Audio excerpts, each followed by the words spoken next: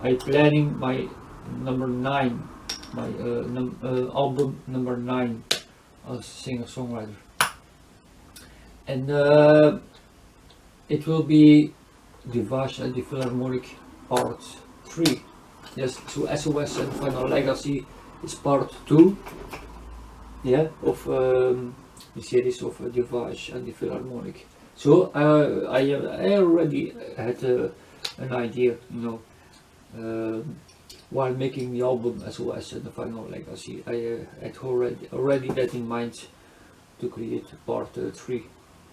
So that's what I'm gonna do next. Is continue with DUVACH and the Philharmonic, yeah, but then Part 3. So I am already writing some track titles. It will be an album title. I have already also. It was easy. I had it right away. So because the theme that I wanted to have for the next album, I don't gonna say it will be also 15 songs, because on the s.o.s and the Final Legacy I have 15 songs. Yes. And the Phoenix and the Fireflies was Part 1, so that 12 songs, s.o.s and the Final Legacy, 15 songs, and then DUVACH and the Philharmonic Part 3, yeah, because it's under that name. Yeah, so I don't know how many songs they're gonna do, but it's a kind of, I see this album as a kind of like an aftermath kind of sense for Part 3, yeah. But I want to have a kind of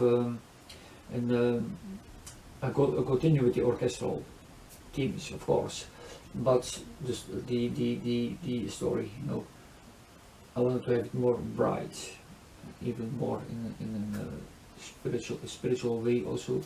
But I wanted to have it also more in a bright way, but I want to continue with the